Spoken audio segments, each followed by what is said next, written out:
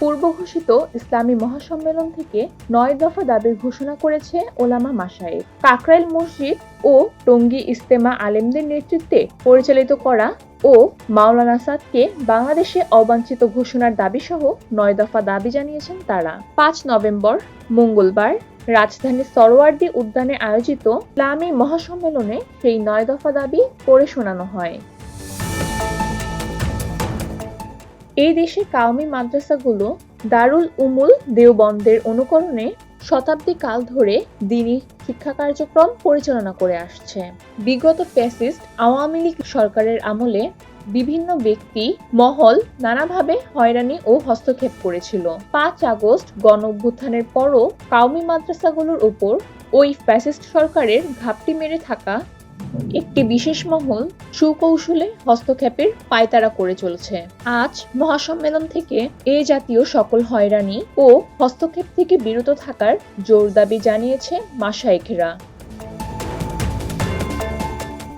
সাধারণ শিক্ষা সিলেবাসের সর্বস্তরের ধর্মশিক্ষাকে বাধ্যতামূলক করতে হবে এবং বিগত ফ্যাসিস্ট সরকারের আমলে মজলুম আলেম ওলামা ও তাওহীদি জনতার বিরুদ্ধে দায়েরকৃত সকল মিথ্যা মামলা অবিলম্বে প্রত্যাহার করতে হবে। ২০১৩ সালে শাপলা চত্বরে রাতের আঁধারে সারা দেশ থেকে আগত নবীপ্রেমী নিরীহ ছাত্র জনতা ও মুসল্লিদের উপর বর্বরচিত ও নৃশংস গণহত্যার দোষীদেরকে অবিলম্বে শাস্তির আওতায় এনে বিচার কার্যকর করতে হবে এবং সারা দেশের আলেম মাদ্রাসা শিক্ষার্থী সাধারণ জনতার উপর দায়েরকৃত মিথ্যা মামলা অবিলম্বে প্রত্যাহার করতে হবে। ২০১৮ সালের ১ ডিসেম্বর টঙ্গী ময়দানের জোরের প্রস্তুতিমূলক কাজে অংশগ্রহণকারী মাদ্রাসার নিরীহ ছাত্র শিক্ষক এবং সাধারণ তাবলিগী সাথী ভাইদের উপর তাঁতপন্থীরা পুলিশ প্রশাসনের গুটি কয়েক অফিসারের সহযোগিতায় নৃশংস হামলা চালায়। আজকে এই মহাসম্মেলন থেকে উক্ত হামলাকারী ও তাদের সহযোগীদের দৃষ্টান্তমূলক শাস্তির জোর দাবি জানিয়েছে ওলামাগণ।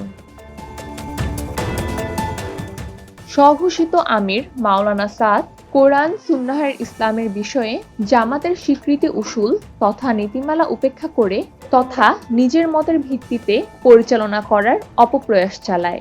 এ কারণে দারুল উমুল দেওয়ানবন্দ সহ উপমহাদেশের প্রখ্যাত উলামায়ে কেরাম তার গুমরাহপূর্ণ বক্তব্য ও অবস্থানের ব্যাপারে উম্মাহকে সতর্ক করেছেন।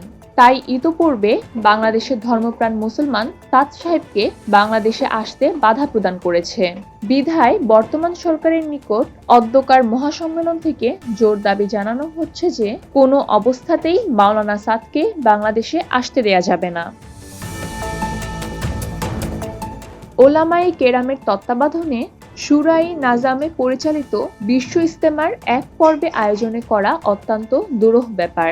তাই আগামী বিশ্ব ইজতেমা ২ পর্বে অনুষ্ঠিত করতে সরকারের সার্বিক সহযোগিতা কামনা করেছে ইসলামী মহাসম্মেলন।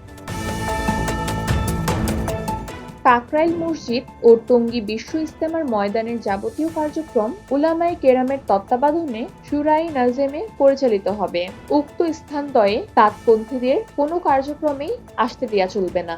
বর্তমান সরকারকে ইসলাম ও মুসলমানদের দুশমন অভিশপ্ত কাদিয়ানীদের অবিলম্বে অমুসলিম ঘোষণা করতে হবে। সেই সাথে কাদিয়ানীদের ইসলামিক পরিভাষা ব্যবহার নিষিদ্ধ করারও জোর দাবি জানিয়েছেন মহাসম্মেলন।